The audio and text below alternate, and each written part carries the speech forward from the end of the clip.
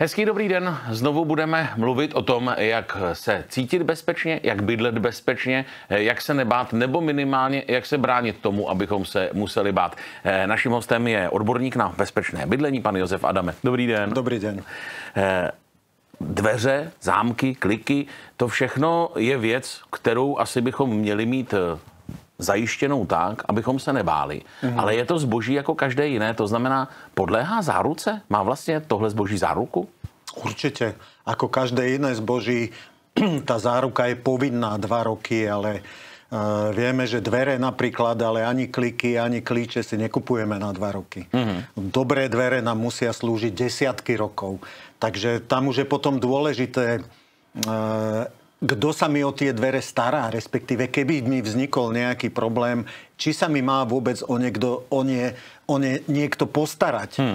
Lebo keď si zoberieme bežné iné veci, ktoré máme doma, televízor, chladnička, keď sa mi pokazí, je to síce nepríjemné, ale nemusím to okamžite vyriešiť. Zo pár dní vydržím.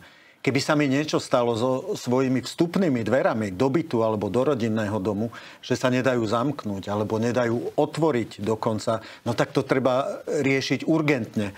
A vtedy je dôležité, či tie dvere mi vie niekto servisovať, vie mi okamžite pomôcť, alebo ako sa vraví, mám smolu. Může se na těch dveřích vlastně něco rozbít, pokazit? Může se stát, že prostě najednou nepůjdou otevřít?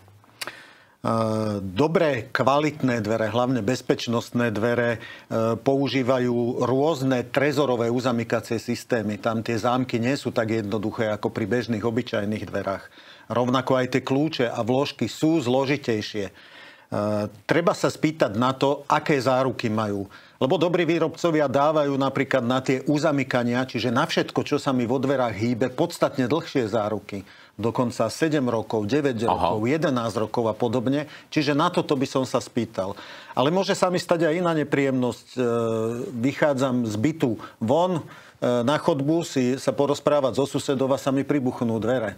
Hej, tak to tiež vyžaduje okamžitý zásah. Čiže na toto sa treba vždy pýtať, keď si kupujem vstupné dvere, či takéto niečo mi tá firma, ktorá mi tie dvere dodá a namontuje, poskytuje. Počkejte, chcete říct, že to, že si zabouchnu dveře, je součástí záruky? To asi ne. Je to síce platené, to máte pravdu. Jasne. To ako keď nabúrate s autom, hej, to nie je v rámci záruky, ale to, čo je dôležité, vie mi tá firma okamžite poslať technika a otvoriť bez poškodenia len také pribuchnuté dvere. I u těch super bezpečnostních dveří, protože my už jsme někdy mluvili o tom, že jsou ty různé bezpečnostní třídy, takže i když se mi takhle jako zabouchnou ty dveře 4. kategorie nejbezpečnější, někdo to umí otevřít? Keď sa mi dvere len zabuchnú, tak keď si predstavíme dvere, tie dvere sú zaistené len tou strelkou, len v tom jednom bode. Čiže v takomto prípade dobrá firma, ktorá tie dvere vyrobila na mieru, namontovala, dokáže tie dvere otvoriť. Keď už sú uzamknuté kľúčom, už len s originálnym kľúčom. Čiže keď si idem vyberať dvere, pri dverách práve je veľmi dôležité ten servis a tá záruka. Čiže preto aj ja doporučujem, aby dvere sa išli vyberať do kamenných predajní, aby sa nekupovali len cez e-shopy, aby sa nekupovali cez rôzne letáky alebo mobilné čísla, ale aby som išiel do kamennej predajne, aby som jednak si vedel vyskúšať tie dvere, aby som ich videl, ale aby som mal aj istotu, že tá firma tu je v Plzni a že tu bude v Plzni a tieto záruky a servis mi poskytuje. Dneska přes e-shopy kupujeme všechno, včetně oblečení, bot, který si potřebujeme vyzkoušet. Je dobrý si třeba na ty dveře sáhnout nebo na ty klíče sáhnout, zkusit si, jak to tam jako cvaká? Keď mi tie dvere majú slúžiť 10, 20, 30 rokov, ja by som teda nekúpil cez e-shop, ani by som nekúpil len na základe obrázku. Vždy by som si išiel tie dvere vyskúšať. Jednak ma budú chrániť, jednak mi majú slúžiť, ale teraz už aj výber dizajnový tých dverí je obrovský.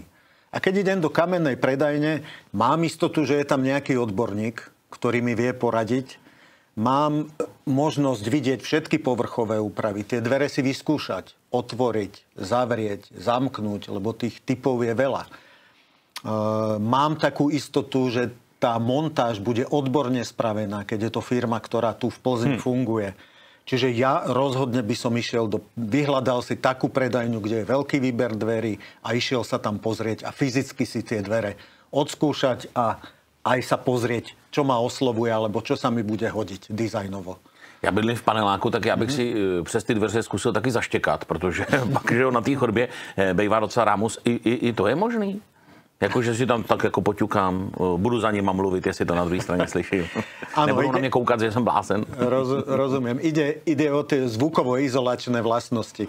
No zvukovo-izolačné vlastnosti sú certifikované, dajú sa deklarovať, je to tá zvuková izolácia v decibeloch, ale to číslo samotné nám moc asi toho nepovie, lebo to je iba číslo. Tá zvuková izolácia funguje vtedy, keď tie dvere sú certifikované na zvukovú izoláciu, ale sú správne namontované. Musia byť správne namontované a napríklad bezpečnostné dvere to mi nenamontuje nejaký zedník, ktorý montuje iné dvere. Tam treba skutočne odbornú montáž. Musí byť rovno osadená zárubeň. Dvere musia 100% tesniť, alebo aj cez škáru medzi dvere a zárubňu mi preniká ten hluk, dovnútra. Musia byť utesnené po celom obvode, aj dole. Pri prahu musia mať tesnenia. Čiže vtedy, keď sú certifikované na prestup hluku, keď sú správne namontované, tak vtedy potom si to vychutnávam, tak ako vy vravíte, že aj ten sused, keď ide s obsom po tých schodoch a zavriem tie dvere, tak vo vnútri mám príjemný kľud. To samé jako s dveřmi můžeme říct i o klíčích nebo o kování, protože taky si umím představit, že toho bude spousta různých druhů, ať už designových nebo bezpečnostních. A i to je dobré kupovat tak, že si na to sáhnu a že se na to podívám. Keď si kupujem bezpečnostné dvere, kupujem si celý set. Aj so zárubňou, s kovaním, s vložkami. Tam je rozhodne veľká možnosť výberu. A tu tiež sa dá vybrať od takých jednoduchších až po tie najvyššie bezpečnosti. Pri kľúčoch, keď prídem do pevnej kamennej predajni, viem sa pozrieť, je možnosť ovládať kľúčom z jednej strany dvere alebo z obidvoch strán súčasne.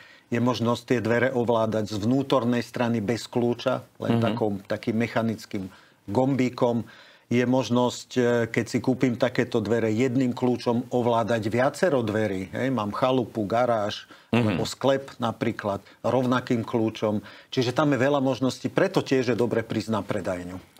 Už je dneska ta doba, že třeba lidi hledají a kupují takové různé ty na otisky prstů, na zorničku, jak to známe spíš z akčních filmů, nebo třeba nějaké kódovací, protože mně to přijde nejjednodušší, nemůžu ztratit klíč, můj syn ho nemůže zapomenout, což se mu často stává. Pre takéto dvere teraz už existujú technológie, alebo tie dvere bezpečnostné sa označujú ako inteligentné bezpečnostné dvere, kde môžu byť zabudované takéto prvky, či už ovládanie prstom, môže byť ovládanie telefónom, napríklad tých dverí. Nielen, že sa mi pootvoria, ale aj uzamknú alebo odomknú. Cez takéto dvere si môžem, keď som mimo domu alebo mimo bytu, sledovať priestor vo vnútri, čo sa mi v byte deje, na svojom mobilnom telefóne. Sledovať priestor pred dverami na chodbe. Takéto systémy už existujú, ale čo ja doporučujem, vždy by mal ostať ten princíp, že kľúčom vždy viem otvoriť. Keď už si chcem otvárať telefónom, môžem si telefónom takéto inteligentné dvere, ale tá istota je vždy mať kľúč pri sebe a aby tie dvere sa dali v každom prípade aj kľúčom odomknúť alebo zamknúť. Mechanickým. Začali jsme tím servisem, je to právě proto, že tyhle ty elektronické systémy se mohou porouchat. Může mi je třeba napadnout hacker? Takéto dvere sa dajú uzamykať v jedničke, najnižšej bezpečnostnej triede, aj v tej 4. najvyššej bezpečnostnej triede. Čiže tie elektronické ovládania sú tomu prispôsobené, je to kódované, ten signál je vysielaný kódovo. Treba si dobre zvážiť, či je pre mňa bezpečné na diaľku tie svoje dvere, keď ich nevidím otvoriť. Ja doporučujem už, keď chcem napríklad telefónom otvárať svoje dvere, tak minimálne, aby som bol pri nich, aby som ich videl. Je to taká bezpečnosť, že vidím, že sú otvorené alebo zavreté.